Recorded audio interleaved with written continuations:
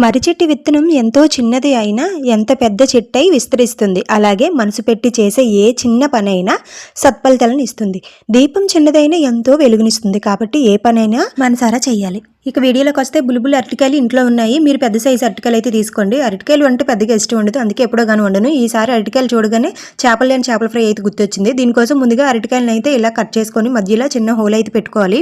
ఇదే పెద్ద టాస్క్. ముక్క విరక్కుంటే ఫిష్ షేప్ తీసుకురావాలి. ఇలా కట్ చేయడం కంటే ఇంటర్ సెకండ్ ఇయర్ లో ప్రాక్టికల్స్ లో బొద్దింక వానపాములు కట్ చేయడమే చాలా ఈజీ. ఇప్పుడు స్టవ్ మీద పెట్టి సాల్ట్ వేసి 1 నిమిషం పాటు ఉడికించుకొని ఒక ప్లేట్ లో తీసుకోవాలి. ఇప్పుడు వేరే ప్లేట్ లో 2 స్పూన్లు అల్లం వెల్లుల్లి పేస్ట్, 2 స్పూన్లు కారం, తగినంత సాల్ట్, అలాగే కొద్దిగా పసుపు, కొద్దిగా మిరియాల పొడి, ధనియా పొడి, జీరా పొడి, గరం మసాలా, చికెన్ మసాలా, మటన్ మసాలా మీ దగ్గర ఏ ఉంటే అవి అయితే వేసుకోండి మసాలాలన్నీ. అలాగే కొద్దిగా లెమన్ జ్యూస్ కూడా కలుపుకొని అన్నీ కూడా ఒకసారి కలుపుకొని చేప ముక్కలకైతే అరటికాయలకైతే పట్టించుకోవాలి. మసాలా అంతా పట్టించిన తర్వాత పైన కార్న్ఫ్లోర్ కూడా కొద్దిగా జల్లుకొని ఒకసారి అయితే బాగా కలుపుకొని పక్కన పెట్టుకోవాలి.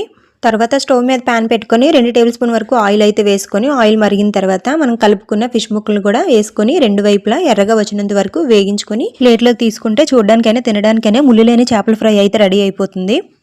వేడివేడి అన్నంలో రసం వేసుకొని ఈ చేప ముక్కలతోటి ఆనియన్స్ నంచుకొని తింటే చాలా టేస్టీగా ఉంది. మా పిల్లలు అయితే చాలా ఇష్టంగా తిన్నారు. ఇకపైన ఎప్పుడైనా అరటికాయలు ఎప్పుడు ఇలానే ట్రై చేస్తాను. మీరు కూడా ఇలానే ట్రై చేయండి. Thank you for watching.